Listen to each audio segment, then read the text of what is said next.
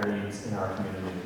And the last part of that is child care, and ensuring that the initiative that we passed here, the child care initiative, that levy, to make sure those dollars are going to our taxpayers intended, which is to help out with youth homelessness, family homelessness, and affordable child care in our community. So if elected, I know this November we're going to have a ballot initiative on the jail, and whether or not voters vote up or down on that initiative, I'm going to make sure that your taxpayer dollars are going to where they're intended, and there's strong oversight from our county council. Thank you so much for coming tonight. Thanks, John. Just go ahead and send it over to Atul. Hello, everyone. Thanks for coming out. The three of us are all running for the at-large seat, so we all will be representing all of you. And so the main thing that the at-large seat has to do is to cover a lot of territory and represent a lot of people. And one of the things that it's great to be able to do is to be able to have forums here. And we were in Point Roberts a week or so ago, and so I think we're all committed to represent the entire county. So the reason I decided to run for county council is because local government has been something I've wanted to do since I graduated from high school. I'm 55 now, so why did I wait so long? Well, my dad, when I was graduating from high school, said, you know, son, you need to spend a little time understanding how the world works.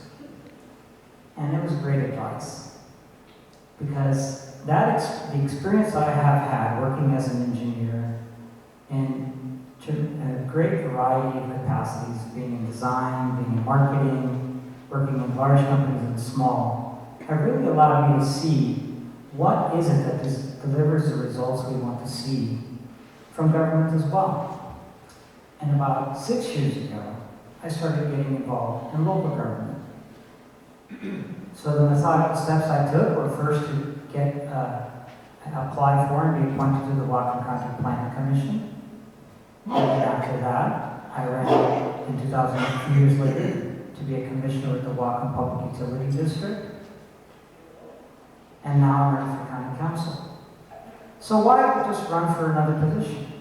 Well, for me, I've been through those 6 years of working in local government, identifying how to translate the wants and needs of the community into actual policy and the actions that result from that. For example, when I ran for Whatcom Public Utility District, the number one issue that I was told that I had to work on was broadband. Interestingly, though, when I arrived at the PUD, I was given a very resistant position. It was almost a hard no, that we couldn't pursue broadband because we pursued it before, and it was a non-starter for the PUD.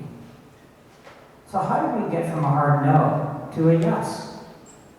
In fact, now the PUD has announced funding for a project in Point Roberts and planned projects in Blaine and North Linden and an active project with the Port of Bellingham. So one of the things I look forward to talking about in the rest of our conversation today is how we translate from things that are difficult to do, where inertia is keeping us from doing it, and that applies to housing and energy and water, to the actual results that the community wants to see. Thank you.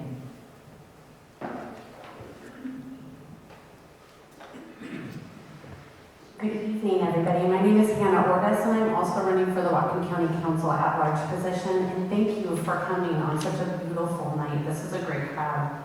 I'd like to start out first by just sharing a little bit about myself. So I was raised out in North County. I graduated from Sac Valley High School, and I attended Western Washington University. And I received my degree in about the mid-90s, and from then on, I firmly planted myself right here at the city of Bellingham. And this is where I began my career. I held leadership positions in 4 different industries. And I had all the enjoyment of the recreation and entertainment that Bellingham has. And then I started on my journey to raising my family, who are now 12, 15, and 22. I actually was also a PTA president right down here at Happy Valley. So some of your kids may have went to school with mine. And I share this with you because my experience in this community with over 5 decades uniquely prepares me for being able to represent everyone in Whatcom County. I understand how our different communities are so special and unique, but I also understand how the differences and the challenges are different amongst other areas. And so a one-size-fits-all is not reasonable. Tonight, I'd like to share with you what I don't know why I got so nervous, you guys. I've met most of you already.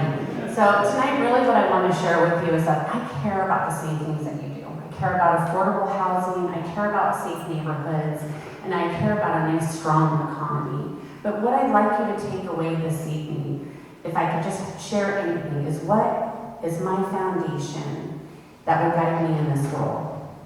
And that's community, collaboration, and commitment. Community.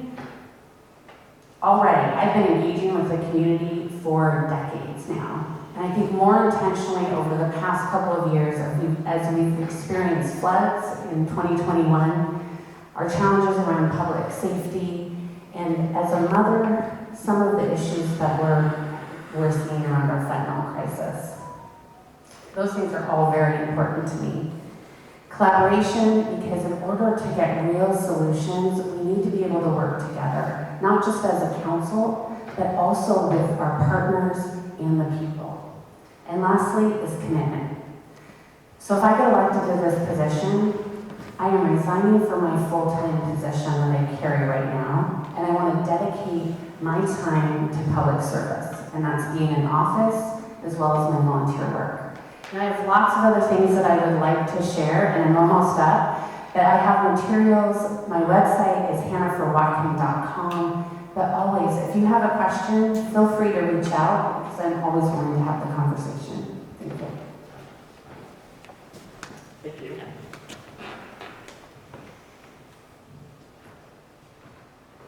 We'll start with a tool next for the questions. I'll just read off the 3 questions that the candidates were able to choose from. Once again, they're going to be able to answer 2 out of the 3. Number 1, as Whatcom County's population grows, urban and rural, what are your primary goals and concerns? Number 2, how will you ready the county for the next disaster, whether it be a flood, earthquake, pandemic, or train fire? And 3, if the jail levy passes in November, how do you make sure the taxpayers' money is well spent? What will you do if the jail doesn't pass? It's 2 minutes for one of the questions, isn't that right? Yeah, 2 minutes. All right. Sure.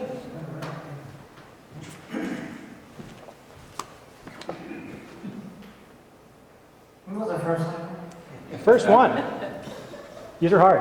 As Whatcom County's population grows, urban and rural, what are your primary goals and concerns? Yep. So I'm gonna do this. I'm gonna try to answer the first 2 in 2 minutes. So, Whatcom County's population is growing. We have linear projections, further growth, and I think that we need to have a little bit faster than linear projections for the growth, and the recent data has proven this. I think it's important for Whatcom County's growth to be understood in such a way that we will allow the quality of life to retain for those people, particularly those people that are on fixed income, that are experiencing difficulty as a result of real estate price inflation and the resulting impact on property taxes. So one of the ways to address that is impact fees. That's something I want to look at quite carefully. At the Planning Commission, we looked at it. The County Council is discussing it. And it's certainly a way to be able to level the playing field and make clear to those who are coming to this community that there's definitely space for them, but in a way that doesn't take homes away from people that need them. Moving on to the second topic, which is disasters. Whatcom County has, 2021, approved a disaster management plan. It deals with fires and floods. In addition to that, along with the PD, I've supported the development of a drought emergency plan, which I've also, with staff at the PUD, presented to the county council.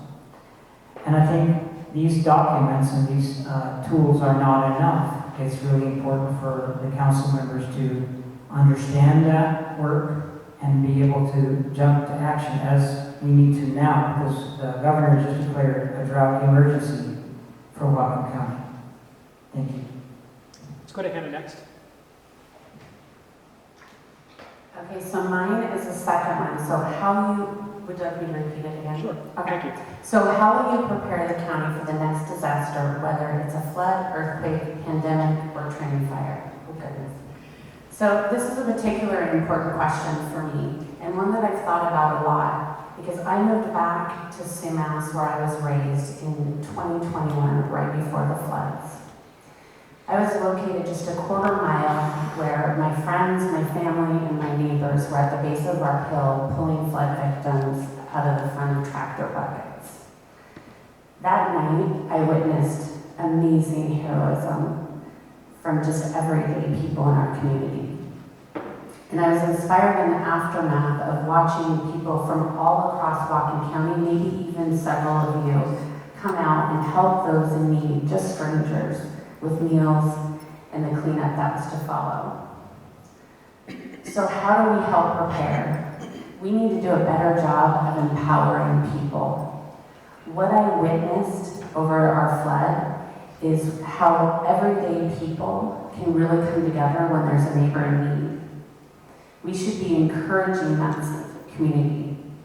We should be encouraging involvement in programs that we currently have here in Whatcom County, such as our community emergency response training, our different committees that we have in neighborhoods who are training our different neighborhoods on different response management, and getting people involved in things like first aid and CPR, which we offer at our fire districts for free.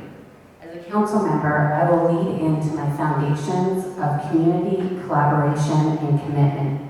I would advocate engaging our community and learning from what they've already experienced. We've all experienced a pandemic, a training derailment, and a flood all in just the past few years. And I think it's the community that can tell us what their needs are in these situations. And they have the experience to tell the county council what we did right, what still needs to be done, and how we can fix those areas to improve going forward. Collaborate just not amongst the council, but partners and the experts who have taken our previous events and what they've extrapolated from that so we can improve going forward. And lastly, commitment. I commit to completing incident response training, get a clear understanding of my roles and responsibilities are, and do ride-alongs with our first responders. I did one just recently with our Bellingham Police Department, and it was eye-opening. And though that's not a disaster, I think it gives a great perspective of how we should be handling ourselves while we're in a crisis and dealing with those in crisis as elected officials.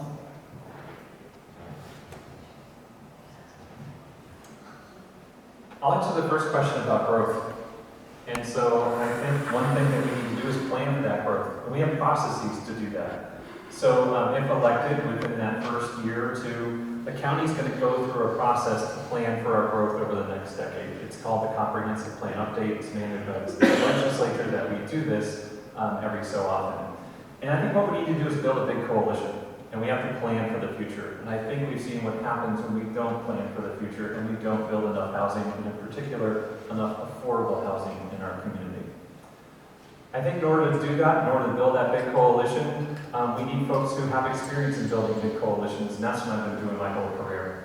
Currently, I work with a coalition that's trying to advocate around mining that's going into electric vehicle batteries. A lot of that work is impacting indigenous communities around the world, trampling on their rights. There are land grabs going on all around the world. And I work in a coalition that includes auto workers, like United Auto Workers from the labor field. I work with human rights organizations, I work with environmental organizations, and I work with investors who invest in mines and invest in auto companies. That's the kind of experience I would bring into our community for building a big coalition on housing. I'm hearing in so many different neighborhoods and so many different doors that I knock on and so many different conversations that I have with organizations in our community and businesses in our community that affordable housing is their top priority. And I think what we need to do is bring people together. Barry Buchanan, who you may have heard from last month, has a great idea, I think, to bring people together on this site around housing, and to do a process kind of similar to what we just did for the jail, was to have a stakeholder committee to bring everyone together. And that's something I'm interested in doing. There's studies that show that our community in Whatcom County, we need 35,000 new housing units over the next 20 years. And most of those, about 2/3 of those, need to be affordable for folks who make less than 80% of our median income in our area. That's going to take a lot. And I think the way we do that is come together. And if you look at my endorsements, you'll see that I'm endorsed by labor unions, I'm endorsed by Pro-Choice Washington, the Progressive Voters Guide endorses me, as do many of our local officials like State Representative Deborah Lekanoff, State Senator Sharon Shoemaker, and so many others. Those are the folks that I'll be working with, and I'll work with you to build for that future to make sure we're preparing for that growth. Thank you, John. Let's go to Hannah for the final question, please, and then Atul, and then John again. Scott, is this one where we can do our closing as well? Sure. That sounds good. So go ahead and add 30 seconds, Tristan. So 2 minutes, 30 seconds, please. So if you would like to make a closing statement, we're going to add 30 seconds on to your final question. So you can do that question and then add on 30 seconds of however you'd like to end. Sure, I made this with the signals, for all of it. So yellow will be 1 minute. No, yellow's 30 seconds left. Oh, yellow's 30 seconds left. Red, please stop. Please stop. So will you put the yellow up at 2 minutes or 1 minute and 30 seconds? 2. Sound good? Apologies. Good question. I think Okay, here's the question. If the jail levy passes in November, how do you make sure the taxpayers' money is well spent? And what will you do if the jail levy does not pass? So first of all, I just want to say that a tremendous amount of effort, community engagement, collaboration, and commitment from various stakeholders went into the designing of this jail levy. With that said, I think that people have made it loud and clear their demands on accountability and transparency when it comes to how we spend taxpayer money. I wanted to share that there is a 121-page implementation plan that was put together by the Whatcom County Justice Project, and its first strategic plan is to ensure oversight, accountability, and transparency. As a council member, I will keep the pulse on the community. I will be informed, I will stay informed, and I will hold not only ourselves, but all the parties accountable for the implementation plan that we agreed on. This levy is not just about a jail. It's also about needed services in the areas of behavioral health and our substance abuse. If it does not pass, we need to get creative really fast.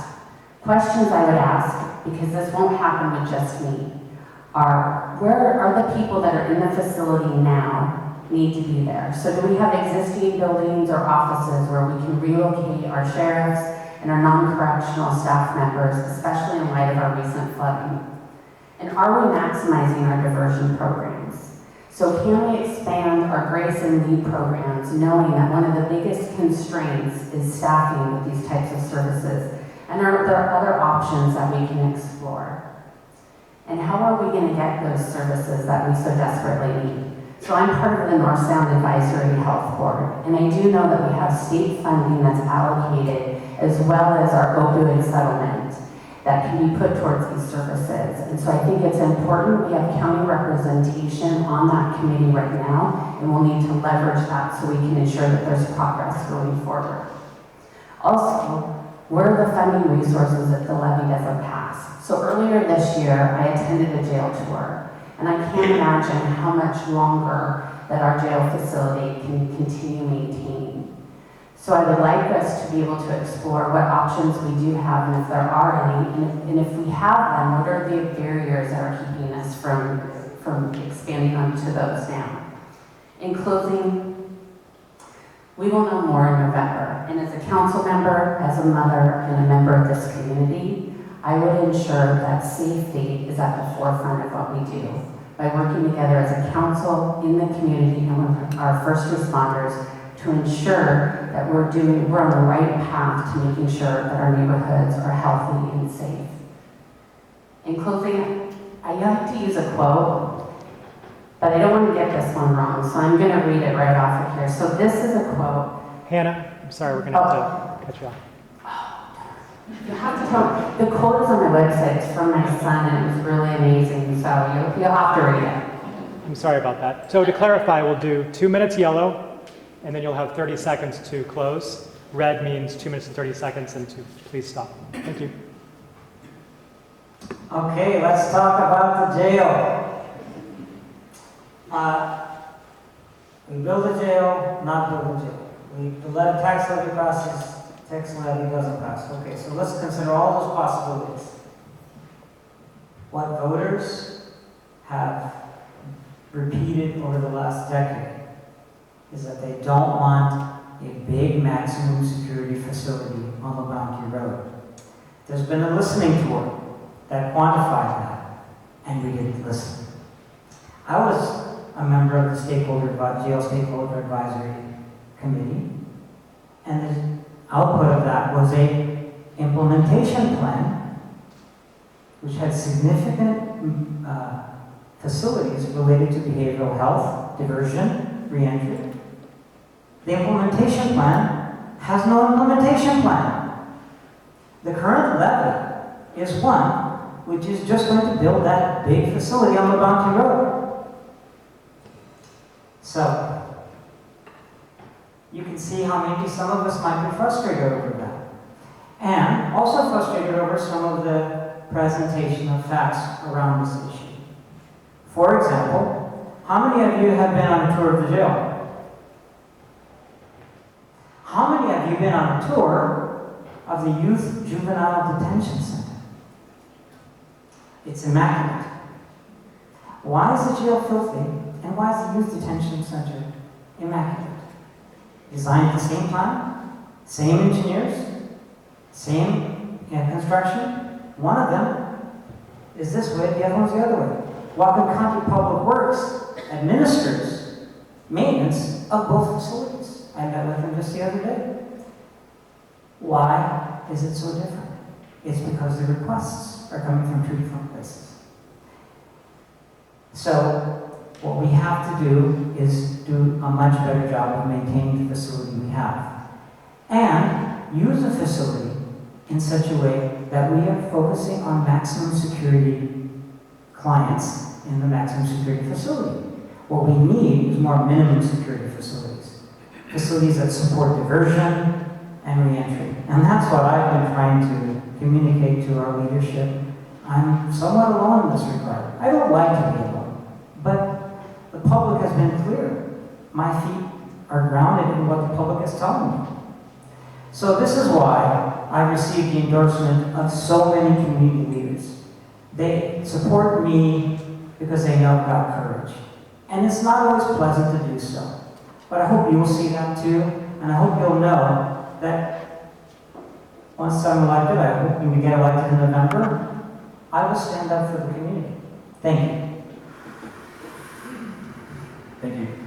I'll talk about the jail as well. I mentioned it earlier. So if elected, one of us, I hope you, will have to deal with the consequences of what voters do in November. I don't know right now how I'll vote in November. There's a lot to be learned about this initiative, and right now what we're seeing is there are some gaps.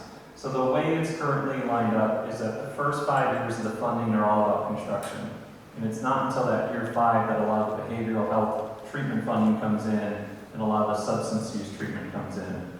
We need that. We need that now. We don't need that 5 years from now. We need that now. So whoever's elected is going to have to figure out how do we fill that gap. There are some funds coming in from the state. Some of our state legislators did a pretty good job bringing in some funding for a new 23-hour crisis center that's going to go in to our community and that'll help out. But we need a lot more. And so I've got a background in fundraising for nonprofits, and I've done work in government government, raising funds within the legislative branch and executive branch in government, and that's experience that I would bring in. So again, I want to work in partnership, want to work in coalition to go figure out where is it that we can go get those funds for behavioral health services that are needed in our community and substance use treatment that's needed in our community. There are some really interesting models. If folks read the Seattle Times, there's been a great study looking at some of these health engagement hub models for fentanyl and opioid use. There's some really good data coming out of those models showing a 50 to 60% reduction in death in some of these programs. That's something that I want to bring into our community, looking at some of these studies coming out of the University of Washington. Check out what they're doing there. It's Dr. Caleb Banter-Green, and there's been some good stories in Seattle Times about this. So if elected, I'll make sure that those funds are going to taxpayers' intentions, and I think a lot of that can be done through oversight. A legislative branch can put oversight over an executive branch, and that's something I'd want to bring into county council. One thing that's missing right now is staffing. I think our county council members need staff so that they can do some of that oversight authority over the executive branch of our county level government. So just to get to my closing here, take a look at my website, electjonscanlon.com. You'll find out more about my experience, my background, and who's supporting me. I've got a great list of community endorsements from community leaders, elected officials, unions in our community, and nonprofit organizations. Just today, I was at my P.O. box and I got an endorsement letter from IPW 191, our local electricians union. So check out my website and compare that to my opponents here when you're making your choice here. Ballots due back on Tuesday. Thank you, John. School and Hannah. Get a round of applause for our candidates.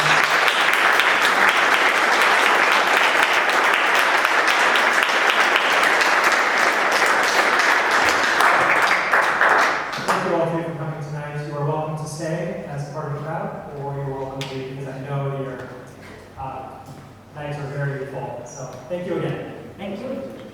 All right, we'll move on to our next topic, and it's one that's I've been spending a lot of time on. Several other neighbors have also. We have a committee of 6 who have been working on the metal recycling pile down at the waterfront. Raise your hand if you are not familiar with this problem. All right, so we have a pretty informed crowd. There are going to be some petitions on a clipboard that will be passed around. On the top pages of that petition, please sign your name if you agree with it. Below those are petition pages for you to take home and offer to your neighbors and friends that then you can deliver back to me so that we can get more petition signatures, because the reason for the petition is that the port is publicizing the fact that they think that the community is behind them when it comes to the metal recycling pile and the loading of the ship that comes in possibly every 1 to 2 months. Right now, the project is mostly on hold. They're doing an ecology cleanup from the GP days in the water, and so the pile is not growing and the ships are not coming. I'm a little bit disappointed on this because it's hot out, people's windows are open, and so they aren't experiencing what we experienced last October, which was huge amounts of crashing, a sound that is almost as bad as what people recognize as being the worst sound in the world, which is a knife against a glass bottle. And this is happening until 3 o'clock in the morning. My line of sight of my daughter's bedroom is directly towards the shipping terminal and the log pond. When I say log pond, it's where the metal piles are. It's not really a log pond. It used to be during the GP days. But it's now just the cement cap location where all the metal piles are. So that's what the petition is for, to make sure that ABC Recycling and the port and the city and your fellow residents recognize that not everyone is for this project.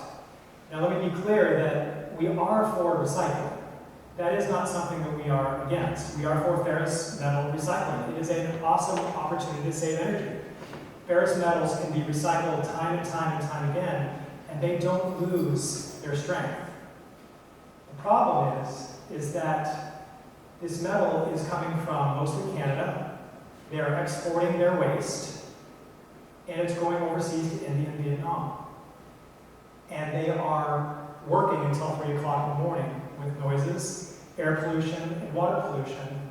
That is unacceptable and is possibly not being recognized as dangerous as we think it is, and they say it's not. So what I'd like to do is offer a video. If you haven't had a chance to see the metal pile at work, it's pretty, I would say the word disgusting, but let's see what you think.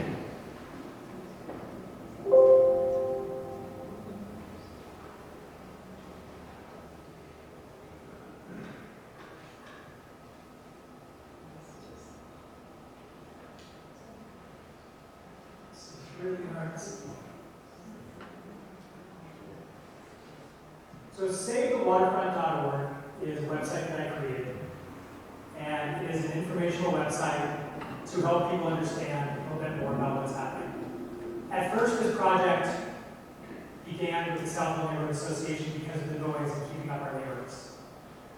And it became a much larger project once we found out that we were possibly being lied to by the city and the port, being that they possibly are not authorized to be taking this action, which is a metal recycling storage facility.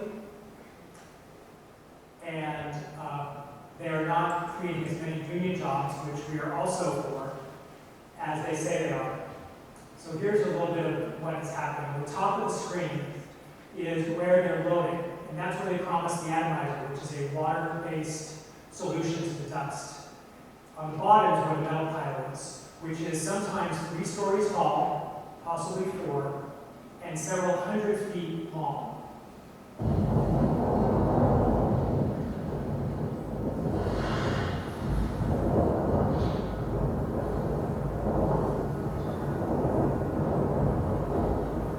This is happening daily on our waterfront,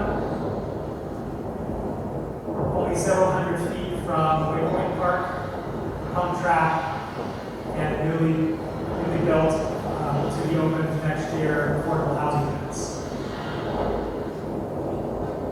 They found this dust not to be toxic, but you can see it's still something you don't want to be breathing. This is the location of the pile, Waypoint Park and the pump track. During the waterfront goals that have been established over the last 20 years, the information that they offered us was that yes, this was going to be an industrial location. But no one could have ever imagined that it was going to be this bad. So I'm handing out petitions now.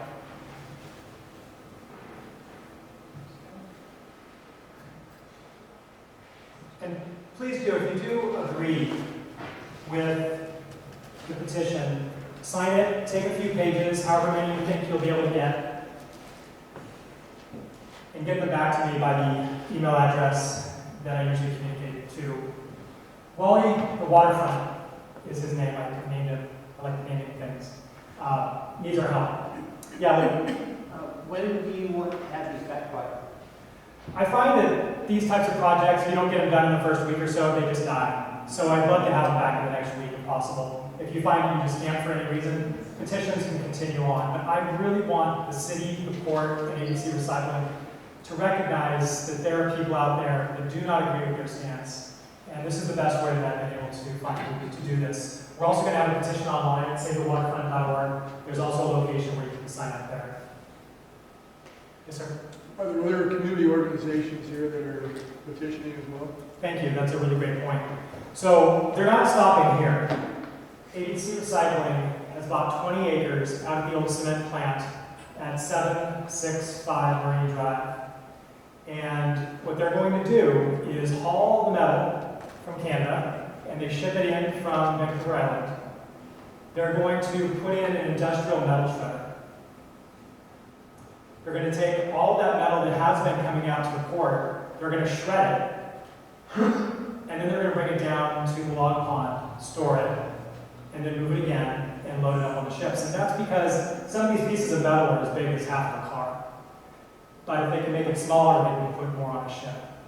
And Birchwood neighborhood, along with the neighborhoods out in the county, which this location is exactly right on the border of Bellingham. Bellingham City will not have a say, but they will hopefully want a seat at the table. We are working with that neighborhood, and they are striving, along with a few neighbors from South Hill, to work with the the county council to make sure that even though it's already zoned heavy industrial and it's an antiquated zoning, it should not be that way since it's right on the border of the city of Bellingham, within hundreds of feet of residential neighborhoods, that we really can't stop them at this point unless we went through some emergency situation where we can change the zoning, which I don't believe the executive and county council will do, but we're trying. And if we can't get them to stop it, we're going to mitigate the effects as much as we can in a way we never had an opportunity to, because this was done during COVID and they didn't really give us a public opportunity to tell them why this wasn't a good idea. So it's the metal shredder that's going to give us an opportunity to make this a bigger issue than just noise in South Hill. Do any of the other committee members that have been working on this want to say anything? Did I cover everything? Well, I'll just add that. This is Luke. I'm part of the sixth Scott's meeting. There are several of us. The noise does not travel evenly up the hill, and the noise you heard from this video is a tenth of what I hear in my bedroom at night at 3 in the morning. It's quite harsh. It sounds like breaking glass or metal against glass. So the noise is what initially motivated me to take part in this group, and it is quite horrendous for some of us. And I'll just add that to the pollution you see there. Jamie? I'll get you the mic.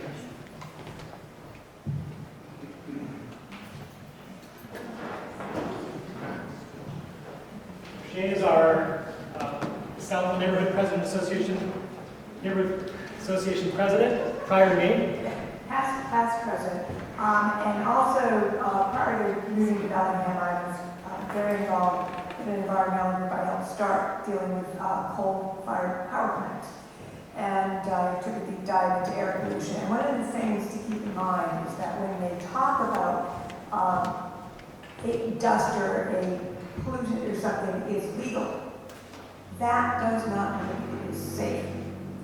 Typically, those standards are measured on adult males, and they do not look at the accumulation effect of what happens to exposure. So even though they say, okay, they've done some testing on the dust, and they say, oh, it's all just fine, but keep in mind that does not mean it's safe. So just keep that in the back of your mind, because some of that dust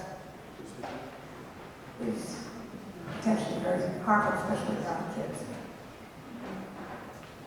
Thank you, Jay. That's a really good point. And also, I mean, this is just, when you get into the weeds on this, which is literally what I'm about to say, is that yes, we have noise pollution, we have air pollution. We also have protected eelgrass beds for salmon habitat, which also means orcas, right underneath these ships. Yeah. One question, is it anticipated that the shredding operation, once it's built, resulting in smaller pieces, would result in less noise down at the port? Yes, but we would probably be passing.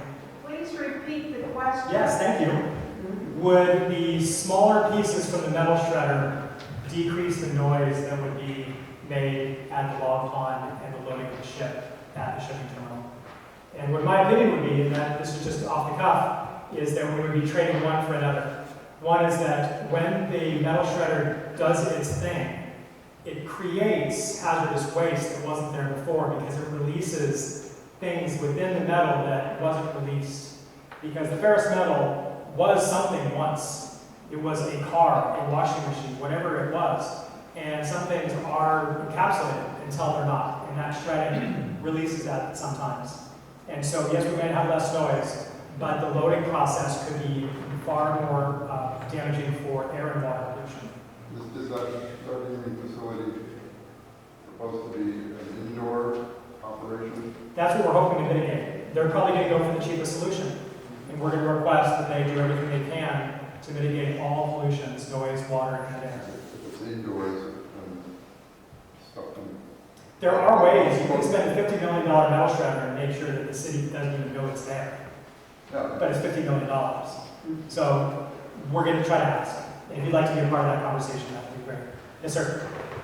Two questions. The first one, I believe I read somewhere that the port executed an agreement with the company and there's a longer term, their ability to operate there. And the time frame is not in my memory. 15 years with an add-on for 10. Say again, please. 15 years with an add-on for 10. Okay, and the second question would be, in that lease agreement, typically, there is always the assignment of liability, and it's in a couple of very clear venues. One is, number one, the pursuit and obtain of any and all permits, both local, state, and federal, or I should say all three.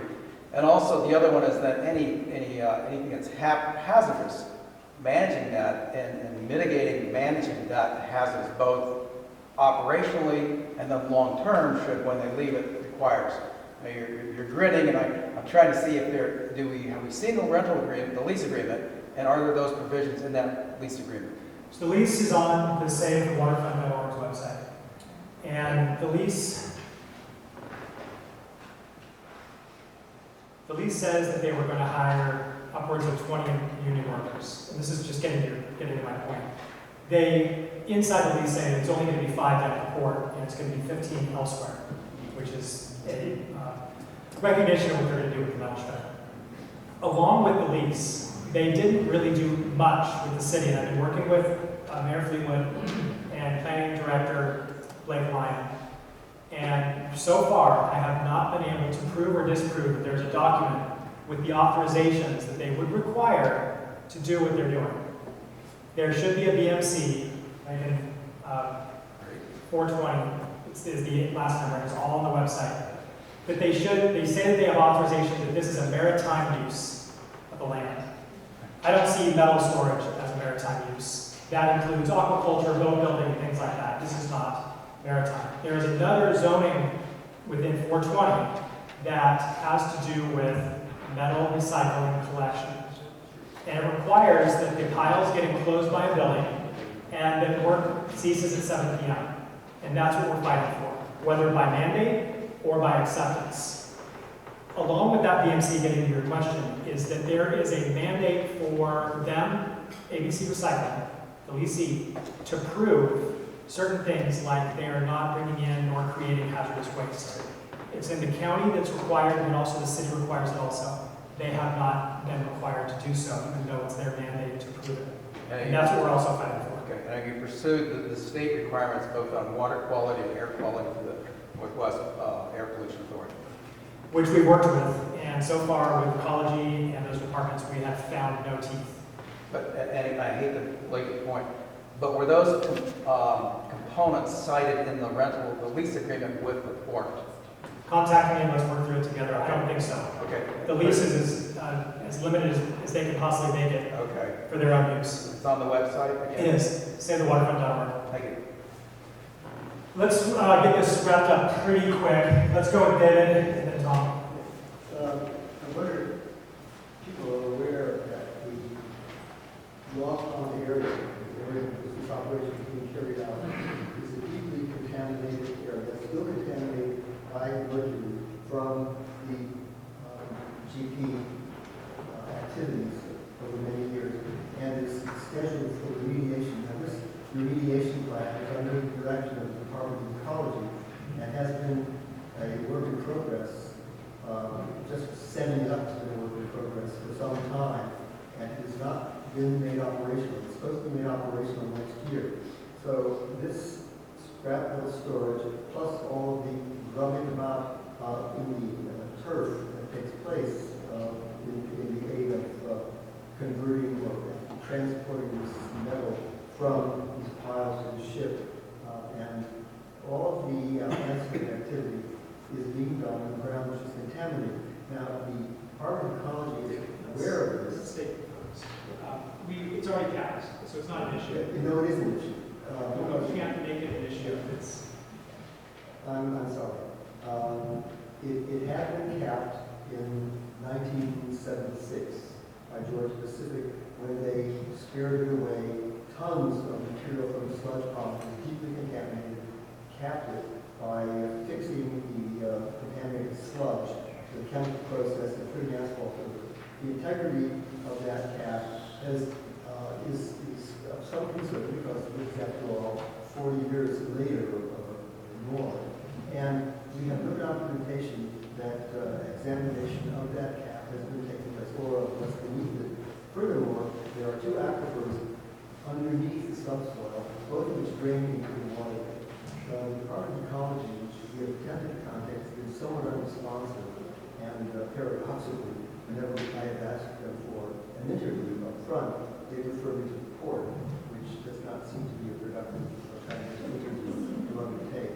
But nonetheless, one should be aware that what we're talking about is being carried out not on pristine terrain, but on contaminated terrain, which is scheduled for remediation.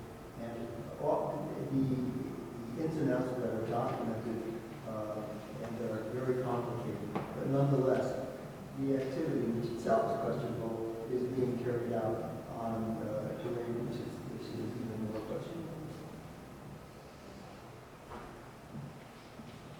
Just want to point out that their business model suggests or mandates to some extent by year 3 there will be 3 times the tonnage shipped out per year. Hey, Scott, that's a good note on the slate of hand, how they got away without a receipt. Yeah, we have all these arguments, and it's hard for me to make sure that everyone stays interested without getting too much of the details. One thing that, Tom, what did you say?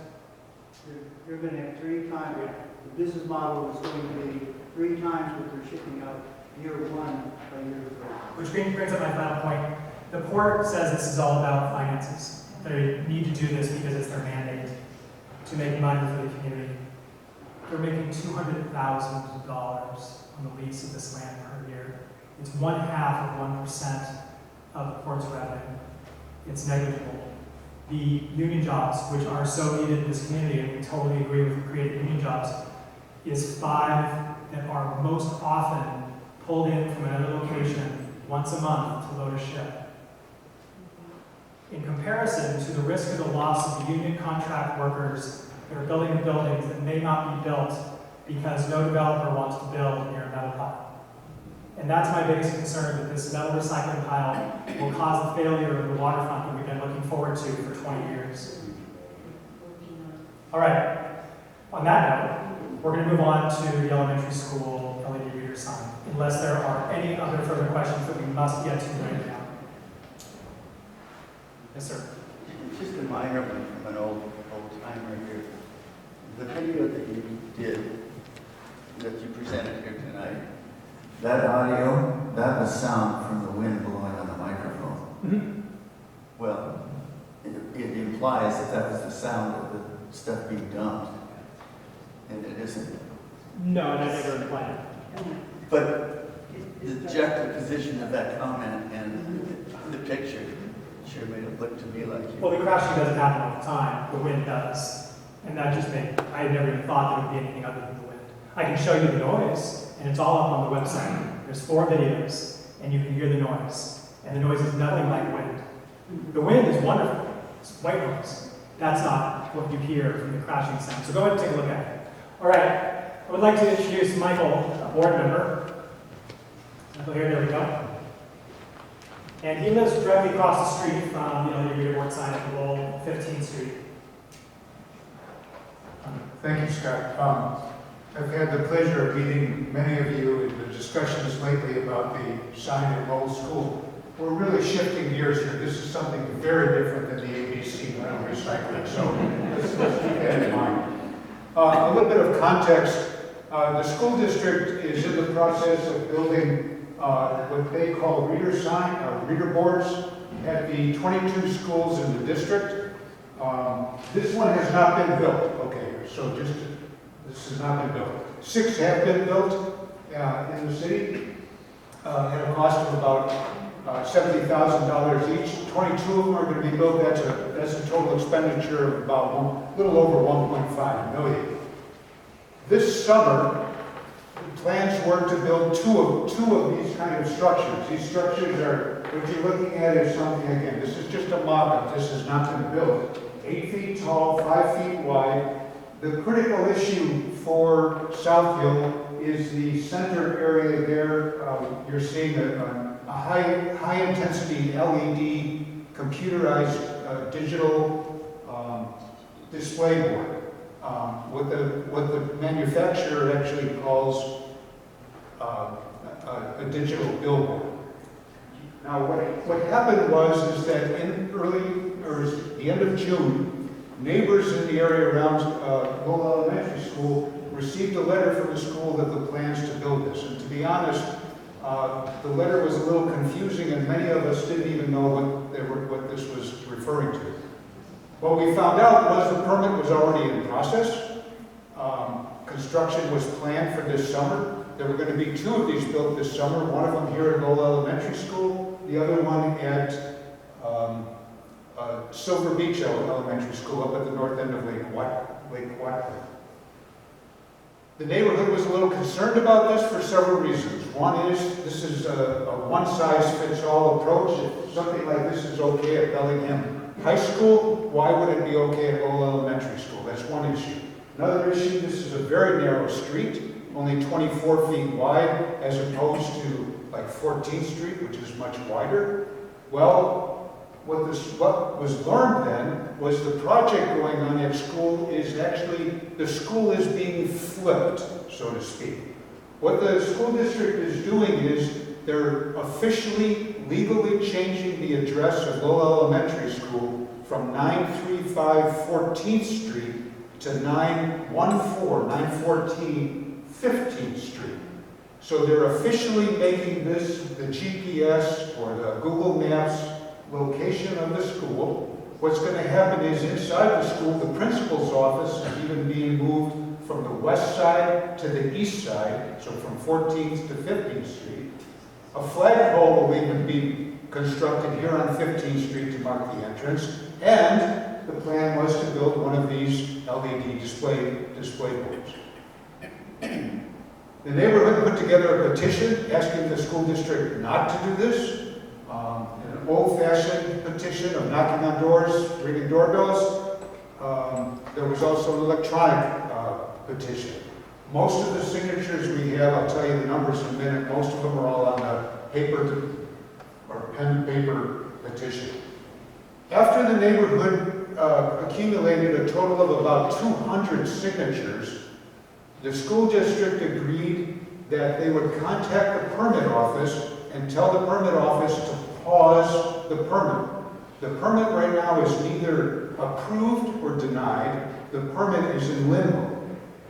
This is significant because the school district was within about 1 or 2 working days of having an approved permit. If the permit was approved, the project could start. It was basically that game over, so to speak. So the school district, because the neighbors are, all of us in South Hill and into Fairhaven and even to Edgewater, we are the constituents of the school district. The school district said we're going to listen to the community, and what we're going to do is we're going to pause the permit and then come to the community in the fall of this year to talk more with the community about this and reach what they call a shared understanding. Okay? All indications are that the school district is still planning of convincing the South Hill neighborhood that this is necessary here at Lowell Elementary School. The petition drive continues. As of now, there are over 300 signatures on the petition. And just to give you a sense of where all these people are from even over the crest of South Hill, the east crest of it, all the way down South Hill into the Fairhaven neighborhood here, and even pushing into Edgewater, eastward a little bit into Happy Valley, and then northwards all the way up into the Seahome neighborhood. These are, other than the Happy Valley, this is all the area where students would go to Lowell Elementary. What is the hope to happen here? The hope is that everybody is a winner. Let me explain that. The hope is that South Hill's voice can be heard and that an electronic sign like this will not be constructed. What's the issues with this electronic sign is that there's nothing like this in this southwest corner of Bellingham. Nothing. Okay. This is commercial type messaging that you can see on arterials. All the other signs that have been constructed are on either primary arterials or secondary arterials. This is a residential street. The other thing is it makes noise. There's internal cooling fans. That's a bit of an issue. The intensity of the light is an issue. The messaging would be operated from 7 a.m. until 6 p.m., 7 days a week, 12 months a year.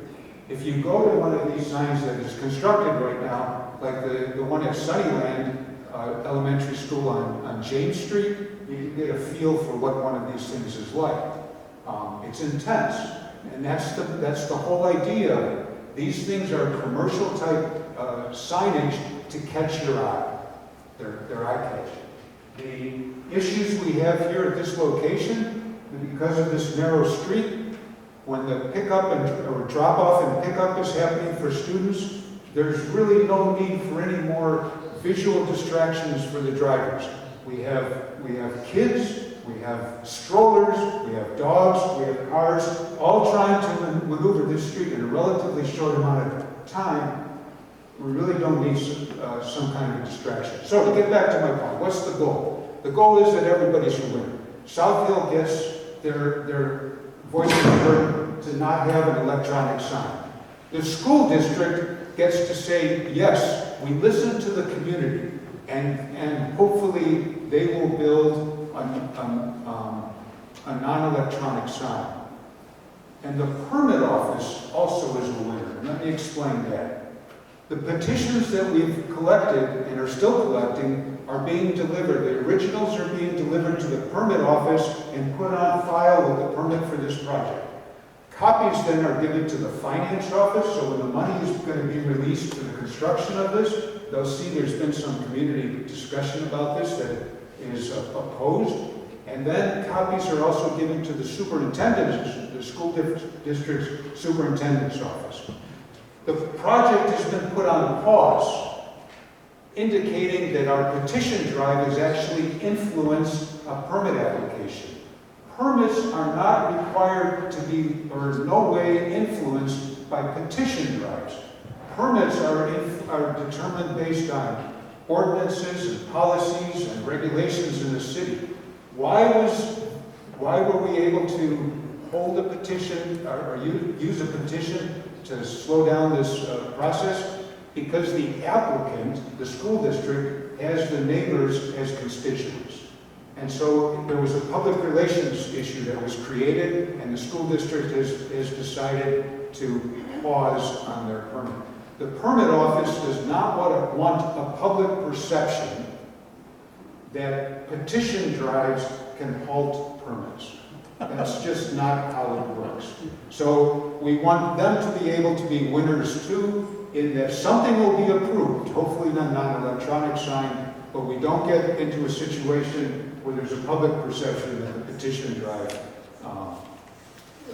influenced the permitting in some way. That's all I have to say, and I'd be happy to answer any questions. Yes. It occurs to me how much of the consumer population responsible for this information are actually passing on that street. I'd say very few of them, on the one hand. And then the ones that do come past there to pick up a kid, they're jockeying for position and so on. They're not street searching for information and paying attention to that. They got to look out for kids and cars. Yes, that doesn't make sense. No, okay. So the point is that how many people actually come down the street, and the answer to that is minimal. Most of the traffic is on the other street, 14. That's a secondary arterial. That's a lined street. But the school district does not want to build the sign there because they're just using the article because they want to build it where the entrance is. That's the argument that they give. But most of the people that travel on Southfield, past Lowell Elementary School, are actually on the other street, on 14. Yes. Why are they changing the main entrance? Excuse me? Why are they making the change to the main entrance?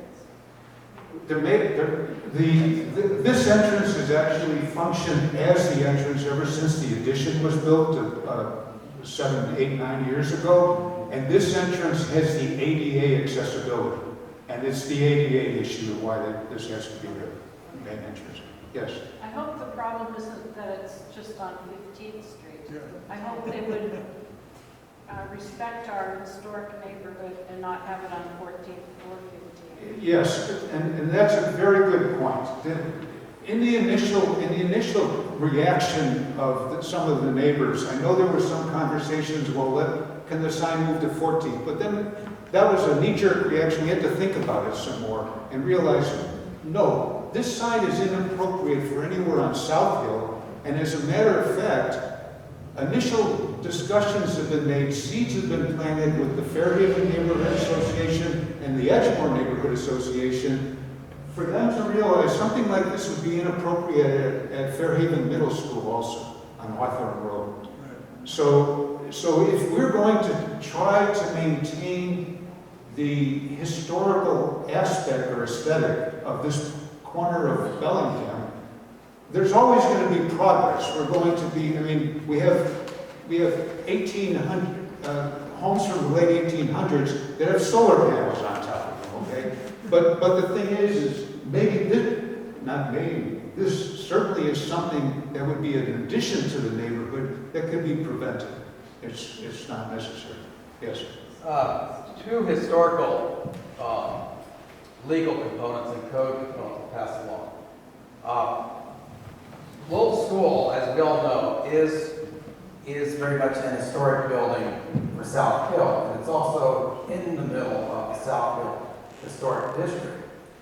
I contested with the city when this permit was first applied for to say it's an historic building, this is not an historic fitting sign. It's outside the architectural character of this building. And I love it because I might bring my grandkids down there twice a week. And my kids went to school there. One of them did.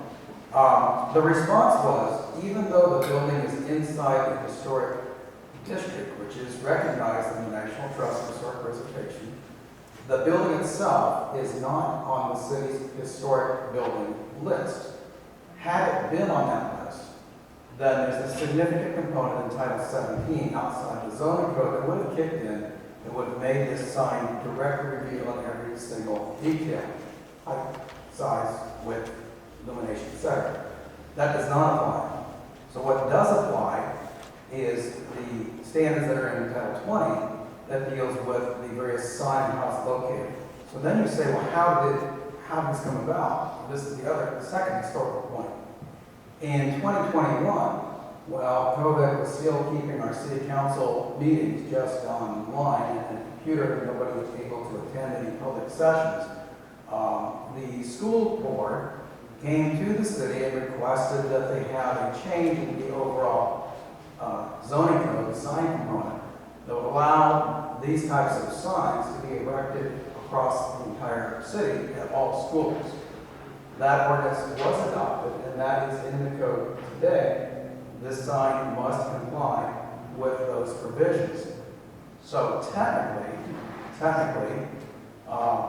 as shown in the representation on the screen, it complies with all of those components in the code, except that sign right there is located in the right-of-way. As we know, as property owners, you cannot build your building in the right-of-way. The question becomes, who owns this sign? The answer is, we do, because we are the owners of the school district, right? So we are the constituents through our school board, which was pointed out. That's why the staff of the school district has responded to us in this fashion. They're understanding that there is opposition because of the neighbors that appreciate the historic character here, and also the other problems that's been explained this sign would cause on 15th Street. But my final point would be this: reader board signs in general, which includes electronic signs, since 1980 in the city of Bellingham have been relegated only to commercial zones. Neighbor commercial zones like Sandwich Way, Guy Meridian, but very few. There was a long history of a battle, about 15 years, to keep them restricted to those locations, not let them expand out. And it only came outside of the commercial zone in 2021 by this ordinance, the school board pushed upon the city. So, as a professional in the field, I take great opposition to how this has occurred. And as one of the owners on South Hill, next to an historic building, this sign is totally out of character. There's other ways to convey the information, but those two key points I'd like to keep in mind because it does relate to legally how it must go forward. Ultimately, it's the school board and the superintendent to choose what sort of design they wish to put on that sign. That's where the decision lies. Thanks. Michael, let's wrap it up. Can we wrap it up? If anyone is here and does not have their name on the petition and you'd like to join, I have the petitions here. You can put your name on it. I appreciate it. And thank you very much for having the opportunity to share this with you. Thank you.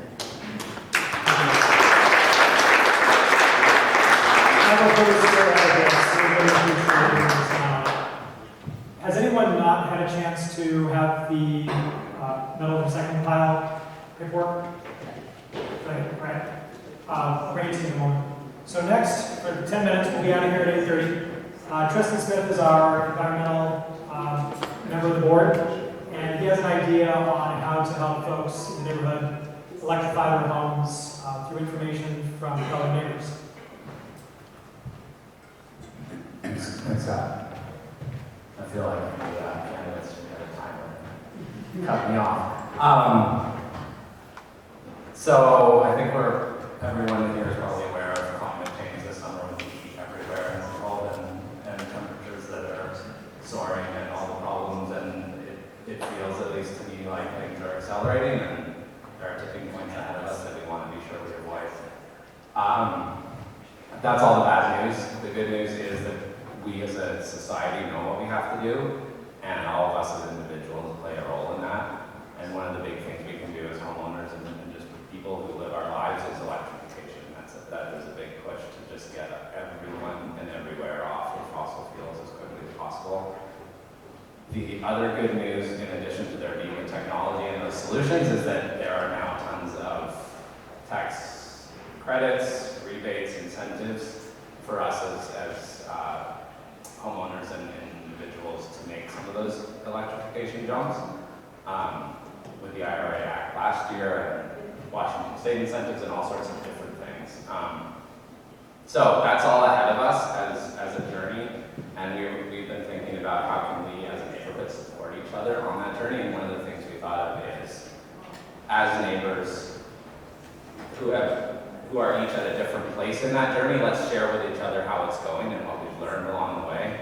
So I have here forms you can fill out. I'd love for if you have been on that journey any step along the way and would be interested in sharing with each other kind of how it's gone. You can just say, yes, I'm interested in sharing. Maybe you have an induction stove, maybe you have a heat pump, maybe you have an electric vehicle.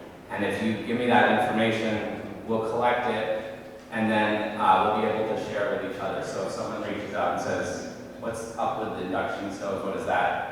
We can tell you about a neighbor who lives 2 blocks away and is willing to have you come over and boil a pot of water and just see what that looks like. Or you're interested in an EV, but you want to meet a neighbor who has an EV and has installed a charger and can talk to you and just show you what that looks like. Or you want to see a heat pump. So if you've done any of those things, I'd love to get your information. We won't post it publicly. We'll check with you before sharing it with anybody, just to be sure you're comfortable with who we're sharing it and how well we know them, just to keep your personal information safe. So we'd love to collect that, and then in future meetings I'll share that we have it. We already have a few people interested in sharing, so we'd love to have more of you, and then we'll make that available so we can help each other on the journey. So see me afterwards. I'd love to get your information. Thank you. Thanks, Tristan. All right, we have one lost bag, tool, let's see, what was it? It's a briefcase? It's a briefcase, yeah. I put it somewhere. Maroon briefcase? This one? Right here. Is this Not ours. Yeah, that's it. There you go. Awesome. We have a solution.